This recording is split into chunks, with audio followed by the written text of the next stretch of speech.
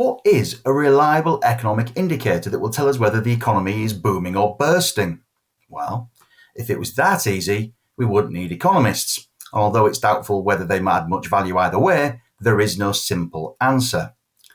As investors continue to wonder whether the USA is heading into recession or not, and where America goes, the world tends to follow, most of the headlines in the coming week will be grabbed by the US jobs figures that are due out.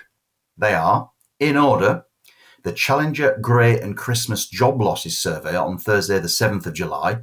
Last time around, the report noted just under 21,000 job cuts, down 16% year on year, and the aggregate for January to May was down nearly 70% year on year. The ADP non-farm employment change figure, also on the 7th of July, is the next up.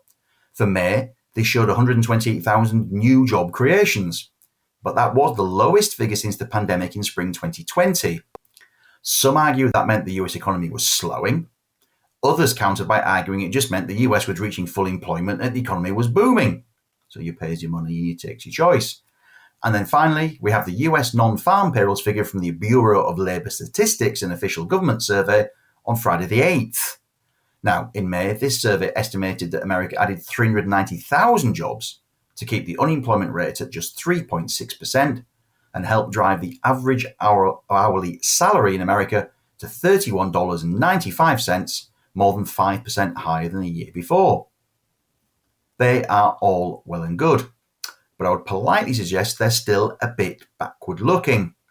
Just think of how long it takes a company to feel confident enough to hire, choose the right candidate, offer them a post and sort out the terms and conditions, or indeed how long it takes to go through the correct legal process if they have to take the opposite difficult decision of letting someone go.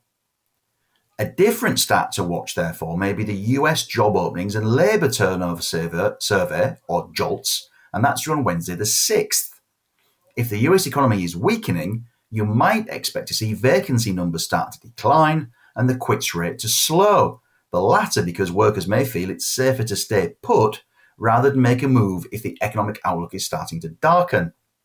Last time around, the numbers were for April, and they showed job vacancies of 11.4 million, just a fraction below March's all-time high of 11.9 million, and the quits ratio was 2%, again, just a fraction below the prior all-time high, and that was 3% last November and last December.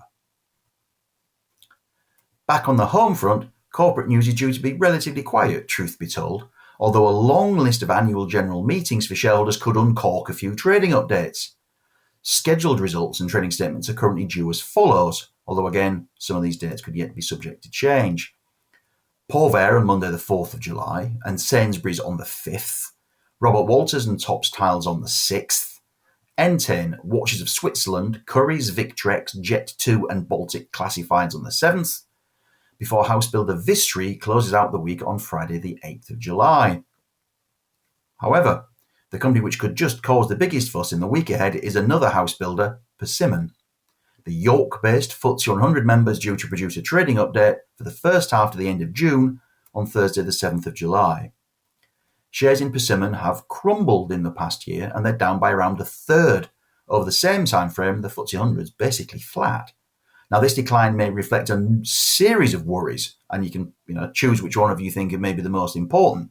But you've got 2021's end to the stamp duty holiday, the government's plan to close the Help to Buy scheme in March 2023, a decade after its inception, costs associated with the government's developer pledge to cover remediation for cladding in buildings over 11 metres tall.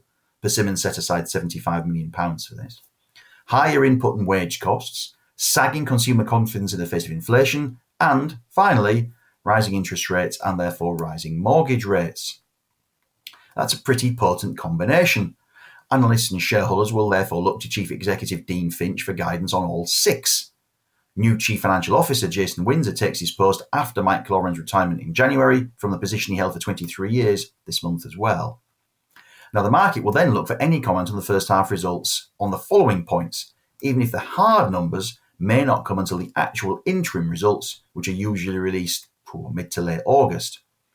The first data point is completions. Persimmon has targeted 4 to 7% volume growth for 2022. In the first half of 2021, for your benchmark, the firm completed on just over 7,400 dwellings. And the second is pricing. Persimmon's average selling price was just over £236,000 in the first half a year ago, and prices plus cost efficiencies will be key tools in compensating for any input cost pressure. The third number is operating margin. Mr. Finch and the team continue to target what they term resilient operating margins. In 2021, Persimmon achieved an operating margin of 26.6% overall for the whole year, and that was the highest among all of the FTSE 100 and FTSE 250 house builders. Fourth key figure is cash. Persimmon's net cash pile at the end of 2021 was £1.25 billion, and this resource, plus ongoing profits, well, that's going to be funding the firm's plan to return 235 pence a share per year to investors. That equates to around £750 million. Persimmon paid out 125p a share on the 1st of April, and the other 110p, that's due on the 8th of July, market conditions and strategic considerations permitting. Analysts and investors will also look for a few softer indicators to gauge how business is going, such as the trend in the forward order book, £2.8 billion at the time of the April trading update, the number of active outlets, 290 in April, and new outlet openings, and any colour on reservation and cancellation rates per outlet. I hope that you and your families are all in good spirits and keeping well. Thank you for watching, and I look forward to seeing you again next week.